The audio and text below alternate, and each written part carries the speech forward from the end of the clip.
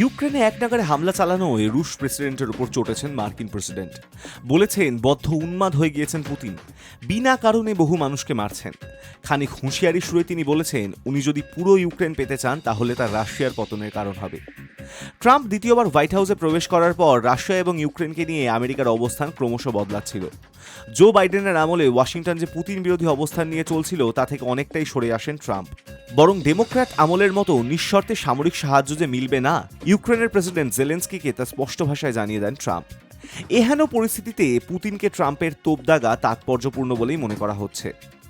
2022 সালের 24শে ফেব্রুয়ারি থেকে ইউক্রেন এবং রাশিয়ার মধ্যে যুদ্ধ শুরু হয়। 3 বছর পরে গত সপ্তাহে প্রথমবার কোনো মধ্যস্থতাকারী ছাড়াই মুখোমুখি আলোচনায় বসেছিল দুপক্ষ।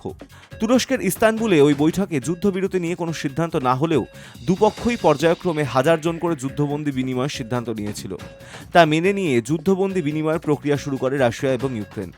কিন্তু এই আপাত শান্ত পরিস্থিতির মধ্যেই শনিবার রাতে ইউক্রেনের রাজধানী কিভ এবং সংলগ্ন এলাকায় একের পর এক রুশ ক্ষেপণাস্ত্র এবং ড্রোন আছড়ে পড়তে থাকে। এই হামলায় 24 ঘন্টায় সে দেশে 13 জনের মৃত্যু হয়েছে। রবিবার রাতেই নিউ জার্সিতে সাংবাদিকদের মুখোমুখি হয়ে ট্রাম্প বলেছিলেন, আমি পুতিনকে নিয়ে খুশি নই, উনি অনেক মানুষকে মারছেন। বেশি রাতে সমাজ মাধ্যমে একটি পোস্ট করে আরও শানিত ভঙ্গিতে রুশ প্রেসিডেন্টকে আক্রমণ করেন ট্রাম্প। লেখেন, আমি জানি না ওর কি হয়েছে। Hi news network.